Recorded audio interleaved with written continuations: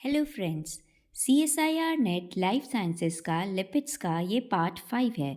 इसके अंदर हम स्टीरॉल्स एंड सिग्नलिंग मॉलिक्यूल्स को पढ़ेंगे जो कि लिपिड्स के अंदर अदर कैटेगरी में आते हैं। पार्ट फर्स्ट के अंदर हमने देखा था लिपिड्स क्या होते हैं, उनका बायोलॉजिकल रोल। पार्ट सेकंड के अंदर लिपिड्स जो स्टोरेज लिपिड्स थे जैसे कि फैटी एसिड्स, TAG और saponification number, iodine number, waxes, इनके बारे में पढ़ा था। पार्ट थर्ड में हमने स्ट्रक्चरल लिपिड्स स्टार्ट किए थे क्योंकि हमने लिपिड्स को storage, structural and other category में क्लासिफाई किया था। तो स्ट्रक्चरल में हमने फॉस्फोलिपिड, स्फिंक्टोलिपिड्स, गैलेक्टोलिपिड्स, आर्कीबैक्टीरियल ईथर लिपिड्स स्टडी किए थे। ये पार्ट 5 है। यहाँ से हम देखेंगे कि जो फॉस्फोलिपिड्स है उनका डिग्रेडेशन कैसे होता है और अदर लिपिड की कैटेगरी में जो कोलेस्ट्रॉल्स एंड स्टीरॉल्स और सिग्नलिंग मॉलिक्यूल्स आते हैं वो कौन कौन से होते हैं। तो हमारा पार्ट 5 स्टार्ट करते हैं। सबसे पहले हम देखते हैं कि फॉस्फोलिपिड्स एंड स्फिंक्टोलिपिड्स का डिग्रेडेशन किस तरह से किया जाता है। तो यूजुअली सेल्स कहाँ पे डिग्रेड करते हैं? लाइसोसोम्स में करते हैं। और लाइसोसोम के पास में स्पेसिफिक एंजाइम होती है फॉस्फोलिपिड को डाइजेस्ट करने की। तो ये हाइड्रोलाइटिक एंजाइम्स होती हैं और हर फॉस्फोलिपिड के लिए डिफरेंट हाइड्रोलाइटिक एंजाइम होती हैं। गैंग्लियोसाइड भी लाइसोसोमल एंजाइम्स के थ्रू ही डिग्रेड किया जाता है और स्टेप बाय स्टेप उसमें से पहले शुगर यूनिट्स निकलती हैं, फिर सीरामाइड क्रिएट होता है, उसके बाद में उसका डिग्रेडेशन किया जाता है। अब अगर हम एंजाइम्स की बात करें तो फॉस्फोलाइपेज ए जो हमारा ग्लीसरोफॉस्फोलिपिड है उसकी एक फैटी एसिड चेन को कट करती है। तो जो रिमेनिंग हमारा स्ट्रक्चर बच जाता है उसको हम बोलते हैं लाइसोफॉस्फोलिपिड। लाइसोफॉस्फोलाइपेजेस बाकी सारी फैटी एसिड की चेन्स को रिमूव करती है। इस पिक्चर में आप देख सकते हो कि पहली वाली फैटी एसिड की चेन को फॉस्फोलाइपेज A1 रिमूव करती है और जो सेकेंड वाली फैटी एसिड की चेन है उसको फॉस्फोलाइपेज A2 रिलीज करती है।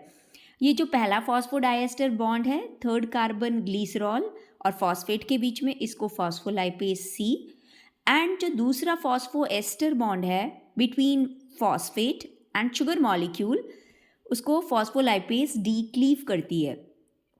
तो ये जो एस्टरेजेज हैं इनकी एक खास बात है कि ये ईथर लिंकेज को क्लीव नहीं करती हैं। जैसा हमने आर्कीबैक्टीरियल ईथर लिपिड में देखा था कि वो रेजिस्टेंट होते हैं क्योंकि फॉस्फोलाइपेजेस एस्टर लिंकेज पे एक्ट करती हैं, ईथर लिंकेज पे वो एक्ट नहीं करती हैं। अब हम स्टीरॉल सेक लेते हैं। तो स्टीरॉल्स बेसिकली एक तरह के स्ट्रक्चरल लिपिड्स ही होते हैं। इनके अंदर 4 फ्यूज्ड रिंग होती है, तो जिनमें 3 तो 6 कार्बन की होती हैं और एक रिंग जो है वो 5 कार्बन की होती है। कोलेस्ट्रॉल के अंदर जो थर्ड कार्बन होता है वहाँ पे तो हाइड्रोक्सिल ग्रुप प्रेजेंट होता है और जो 17th कार्बन होता है वहाँ पे एक लॉन्ग 16 कार्बन की हाइड्रोकार्बन की चेन होती है। टोटल 27 कार्बन का स्ट्रक्चर होता है कोलेस्ट्रॉल मॉलिक्यूल का। ये जो आपने 4 रिंग्स देखी हैं, ये फ्यूज्ड रिंग्स एक तरह का रिजिड और प्लानर स्ट्रक्चर देती हैं और कार्बन कार्बन डबल बॉन्ड पे, कार्बन कार्बन बॉन्ड पे रोटेशन पॉसिबल नहीं होता है। ये मेजर स्टीरॉल है एनिमल्स के अंदर, एम्फीपैथिक होता है क्योंकि इसके अंदर पोलर ग्रुप भी होता है, नॉन पोलर पार्ट भी होता है। पोलर पार्ट इसमें जो थर्ड कार्बन पे लगा हुआ हाइड्रोक्सिल ग्रुप है। इस पे CSIR नेट का क्वेश्चन आया हुआ है कि कोलेस्ट्रॉल में पोलैरिटी कौन प्रोवाइड करता है, that is hydroxyl group sorry. और नॉन पोलर पार्ट जो है दैट इज हाइड्रोकार्बन चेन, उसके अंदर वो 17th कार्बन से अटैच्ड होती है, 16 कार्बन की होती है। ऐसे ही स्टीरॉल्स यूकैरियोट्स के अंदर भी होते हैं, अदर यूकैरियोट्स में, जैसे कि प्लांट्स में स्टिग्मा स्टीरॉल होता है और फंजाई में अर्गोस्टेरॉल प्रेजेंट होता है। बैक्टीरिया स्टीरॉल सिंथेसाइज नहीं कर सकते हैं बट एक्सटर्नली उनकी सेल मेम्ब्रेन में आ जाता है कोलेस्ट्रॉल या एनी टाइप ऑफ स्टीरॉल। स्टीरॉल जितने भी यूकैरियोट्स में होते हैं 5 कार्बन की आइसोप्रीन सब यूनिट से बने हुए होते हैं। फैट सॉल्युबल वाइटामिन्स हैं या क्विनॉन्स है या डोलिकॉल्स है, इनके भी प्रिकर्सर 5 कार्बन की आइसोप्रीन सब यूनिट ही होती है। इसके अलावा जो स्टीरॉल्स होते हैं उनसे स्टीरॉयड हार्मोन्स भी बनते हैं। बाइल एसिड्स भी कोलेस्ट्रॉल से ही बनते हैं। बाइल एसिड्स लिवर से प्रोड्यूस होते हैं और ये इमल्सीफाई का काम करते हैं, इमल्सीफाइंग एजेंट का डाइजेशन के समय, स्पेशली फॉर फैट्स। ये एक बाइल एसिड है जो कि टोरोकोलिक एसिड इसमें दिखाया हुआ है। ये सोडियम या पोटेशियम सॉल्ट हो सकता है। एक और होता है ग्लाइकोकोलिक एसिड। स्टीरॉयड हार्मोन्स हम देख लेते हैं। तो स्टीरॉयड्स अभी हमने देखा था, इससे काफ़ी सारे हार्मोन्स भी बनते हैं। तो वो हार्मोन्स जैसे ये स्टीरॉयड हार्मोन ब्लड स्ट्रीम में जाते हैं, फिर टारगेट टिश्यू में जाते हैं, फिर सेल्स में, फिर सेल की मेम्ब्रेन के रिसेप्टर पे बाइंड करेंगे और फिर सेल के अंदर कोई भी चेंज आता है। तो मेजर ग्रुप स्टीरॉयड हार्मोन का क्या होता है, मेल और फीमेल के सेक्स हार्मोन्स होते हैं और एड्रिनल कॉर्टेक्स के हार्मोन्स होते हैं, जैसे कि कॉर्टिसोल है, एल्डोस्टेरॉन्स है। ये कुछ हार्मोन्स के पिक्चर दे रखे हैं, लाइक टेस्टोस्टेरॉन है, एस्ट्राडायोल है, कॉर्टिसोल है, एल्डोस्टेरॉन है, प्रेडनिसोलोन है, प्रेडनिसोन है। ये स्टीरॉयड हार्मोन की कैटेगरी में आते हैं। कुछ लिपिड्स अदर कैटेगरी में ये भी आते हैं। कुछ lipids signals, cofactors and pigments के जैसे काम करते हैं। तो हम कुछ लिपिड्स को पैसिव लिपिड कहते हैं, कुछ को एक्टिव। जैसे स्ट्रक्चरल और स्टोरेज, पैसिव कोई फंक्शनल रोल प्ले नहीं कर रहे हैं, है ना, लेकिन कुछ जो होते हैं वो फंक्शनल रोल प्ले करते हैं, इसलिए उनको हम एक्टिव लिपिड्स कहते हैं। क्या क्या फंक्शन वो करते हैं, वो मेटाबोलाइट्स के जैसे काम कर सकते हैं, मैसेंजर्स के जैसे काम कर सकते हैं, सिग्नलिंग मॉलिक्यूल के जैसे काम कर सकते हैं, एंजाइम के कोफैक्टर बन सकते हैं या पिगमेंट फॉर्मेशन कर सकते हैं। तो स्पेशलाइज्ड लिपिड्स कहाँ से डेराइव्ड होते हैं, फैट सॉल्युबल विटामिन से या फिर प्लाज्मा मेम्ब्रेन से। सिग्नलिंग मॉलिक्यूल से हम देख लेते हैं। तो एक सिग्नलिंग मॉलिक्यूल जब मैंने आपको प्लाज्मा में मतलब बेसिकली फॉस्फेटिडाइल आइनोसिटॉल, ये वाला जो लिपिड है, मेम्ब्रेन का जो लिपिड है जो प्लाज्मा मेम्ब्रेन में प्रेजेंट होता है, ये सिग्नलिंग मॉलिक्यूल का काम करता है। ये कहाँ पे प्रेजेंट होता है, इनर लीफलेट पे प्रेजेंट होता है। जब इस पे फॉस्फेट लगता है तो ये बन जाता है फॉस्फेटिडाइल आइनोसिटॉल 4,5 बिसफॉस्फेट। और इससे अदर प्रोटीन्स भी बाइंड होते हैं, तो एक तरह का मैसेंजर का काम करता है। हम इसका फ्लो चार्ट देख लेते हैं। फॉस्फेटिडाइल आइनोसिटॉल है, एटीपी इस पे अटैच होगा और इसमें फॉस्फोरिलेशन करके इसमें 2 फॉस्फेट लगा देता है, that is phosphatidyl inositol 4,5 bisphosphate. इस फॉर्म में ये मेम्ब्रेन के अंदर प्रेजेंट होता है।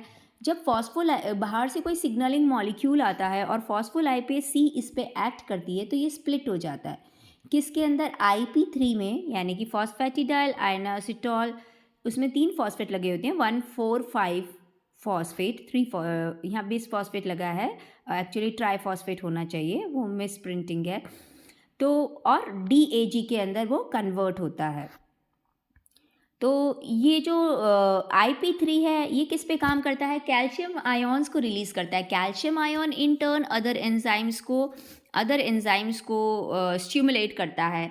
लेकिन जो DAG है वो क्या करता है, प्रोटीन काइनेसिस C को एक्टिवेट करता है। और प्रोटीन काइनेसिस C क्या करती हैं, अदर एंजाइम्स को एक्टिवेट करती है।